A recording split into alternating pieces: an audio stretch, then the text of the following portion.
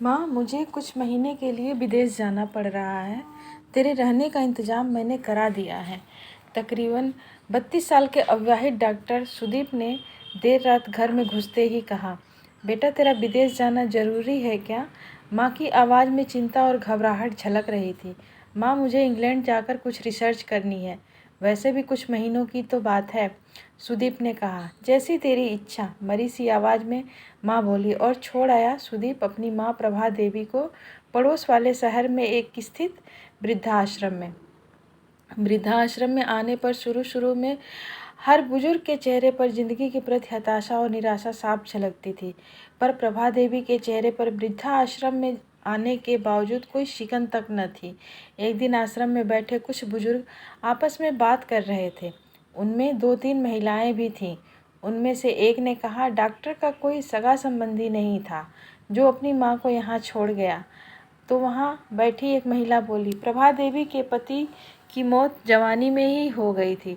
तब सुदीप कुल 4 साल का था। पति की मौत के बाद प्रभा देवी और उसके बेटे को रहने और खाने के लाले पड़ गए। तब किसी भी रिश्तेदार ने उनकी मदद नहीं की।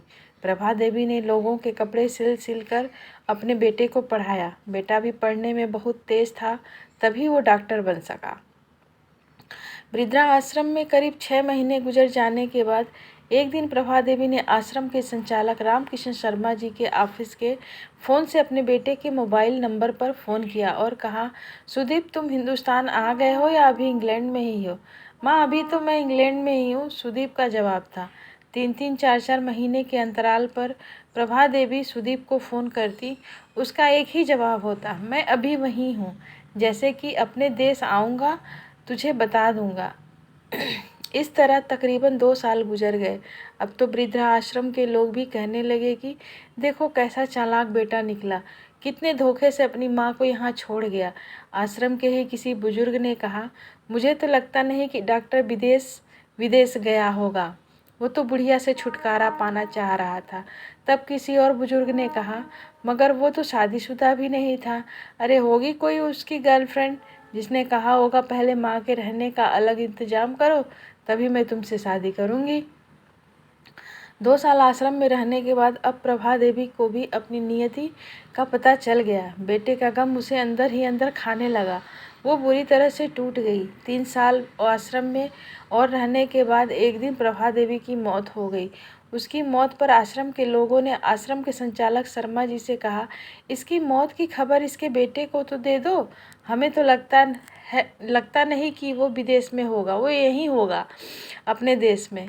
इसके बेटे को मैं कैसे खबर करूं? उसे मरे तो 3 साल हो गए। शर्मा जी की यह बात सुनकर वहां उपस्थित लोग सनाका खा गए। उनमें से एक बोला, अगर उसे मरे 3 साल हो गए तो प्रभा देवी से मोबाइल पर कौन बात करता था? वो मोबाइल तो मेरे पास है जिसमें उसके बेटे की रिकॉर्डेड आवाज़ है। शर्मा जी बोले, पर ऐसा क्यों? किसी ने पूछा। तब शर्मा जी बोले कि करीब 4 साल पहले जब सुदीप अपनी माँ को यहाँ छोड़ने आया तो उसने मुझसे कहा, शर्मा जी मुझे ब्लड कैंसर हो गया है और डॉक्टर होने के नाते मैं अच्छी तरह जानता हूँ कि इसकी आखिरी स्टेज में मुझे बहुत तकलीफ़ होगी। मेरे मुंह से और मसूड़ों से आधी से खून भी आएगा। मेरी यह तकलीफ़ मेरी माँ से देखी ना जा सकेगी। वो तो जीते जी ही मर जाएगी। मुझे तो मरना है ही, पर मैं नहीं चाहता कि मेरे कारण मेरे से पहले मेरी माँ मरे।